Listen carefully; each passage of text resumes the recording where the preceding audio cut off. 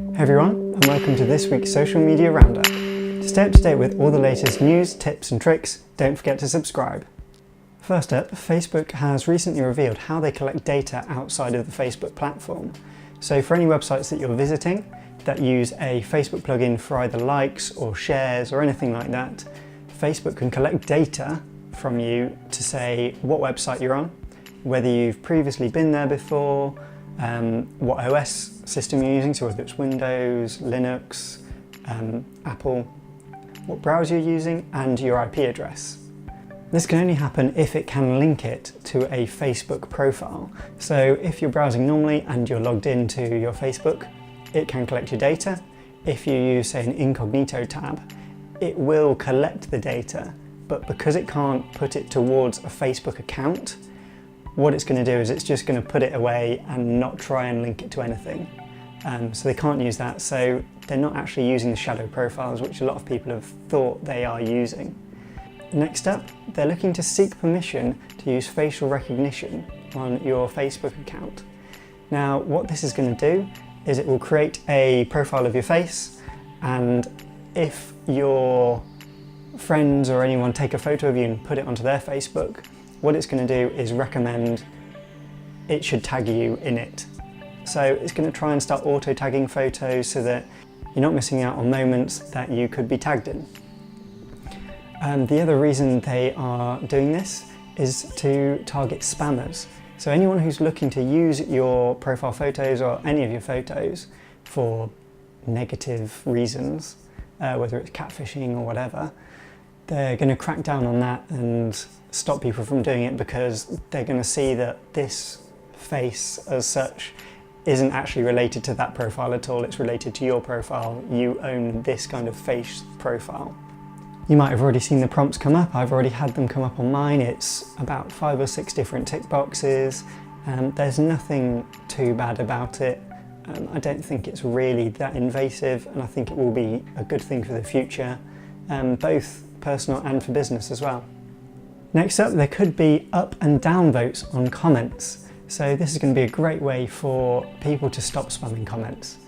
So if you are creating content and people are doing spammy comments on it, like "go like my page" or "this is rubbish" or anything that's just pointless and not related to the content at all, what people can do is they can upvote a comment and they can downvote it. So if they upvote it, they're saying this is a comment worth reading, and it will be higher up in the list. It will be more visible to everyone who's seeing the post. If they're downvoting it, it's going to get put to the bottom. Very rarely people are going to see that. It's not something that's coming soon, but it's definitely something that's in the works and they're thinking about. Next thing Facebook are trialling are premieres. So this is for their live video. What people are doing at the moment are they're really using live video a lot, and a lot of people are creating events around it. So they're doing these really big high production events. The problem is with that is the logistics. To make it really flow well is actually quite hard. So what they're doing with these premieres is they're enabling you to pre-record your event, so you can put some real production value behind it and make it this amazing event. And then you can live stream that after you've recorded it. So it makes it still more of this live event, but it's just a bit nicer. It also gives you the opportunity to start looking at the comments more and start replying to the comments. At the moment, it's really for content creators and studios and big people like that who really want to put the time into this. But it should roll out to a lot of people soon, and it's something that I think is really interesting. Next up is Facebook ads. So they've recently said that they can potentially predict your future behaviour using the AI they've got. What they're doing is saying that your customer could potentially move to another supplier in the next 3 or 4 months or something like that. So you can start targeting ads specifically at them to stop them from going over there, so they can, you can leverage loyalty, price and everything like that to actually get them to stay with you. This is a really interesting advertising tactic, and I think something that is going to be super powerful in the future if they get it right. I think it's hard to predict what people are going to do, but you never know. Next up on the ad space is they're looking at using playable ad formats for games. If you're creating a mobile game, you should be able to create an advert that lets people test that game out before they even install it. When I first heard about this, I thought it was really interesting and thought, isn't that going to stop people from downloading the game? But that's the whole reason behind it. It's stopping people from just downloading the game and then deleting it a second later once they've opened it up and been like, no, this isn't for me. So it's getting people to download the game who are actually interested in it, who are going to use it, who are going to be engaged with it and push it forward and hopefully help you get some revenue from it. I think all of this together is really going to help the Facebook ad platform. It's doing so well at the moment. In the first quarter of this year, it actually saw an increase in ad spend of 62%. So people are using it more and more, and I think all of these extra benefits are just showing that it's so much better than any other paid advertising platform out there at the moment. Next up is Twitter. So they've recently released a list of their spam rules and how you should try and not break them.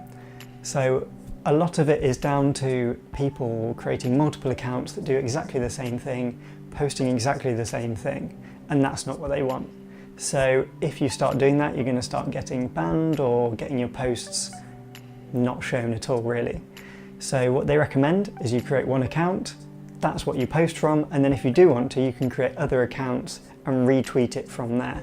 So the actual message is coming from one account, but then everything else is tweeting it around it to make it shown more. If you've got accounts that are similar but aren't quite the same, but that one message still works across them, you might want to retweet it. But if you're doing the exact same message, they're not going to enjoy that. Another thing they're cracking down on is high bulk retweets, likes and comments. So if you are in charge of a lot of accounts and you're just retweeting hundreds and hundreds of posts or liking hundreds of posts, basically if you're automating it a lot, then they're going to start cracking down and stop showing your content as much. Reddit have recently shown numbers that they actually have more active users than Twitter now. This is amazing for the platform, and it's pushed Twitter down further than it already is. The other great thing about Reddit is that people are spending more time per session on Reddit than they are on any other platform. So it's going to be interesting to see how we can leverage Reddit to help push our brands and get our name out there. It is very similar to Twitter, where you have to be engaged with the community to actually get anything out of it, but it's worth having a look at and trying to see what you can do with it. The next new thing is that Pinterest are trialing new profiles. So they've recently added a new cover image, which is amazing. So basically what they use is they're using your pins that you've got, and they're creating it into this fantastic cover image. It's a massive improvement on what it was before, and I think it's going to really help bring a lot more interest to Pinterest. One of the great things about it is it's dynamic, so it can automatically update this cover profile as you do new pins, or you can select certain pins. So say you're in fashion and you're doing trends, you can have this season's trends as your profile image, and it can just stay like that forever as you pin new things onto it still. Instagram have recently added an amazing new account. It's called @design, like the @ symbol and design.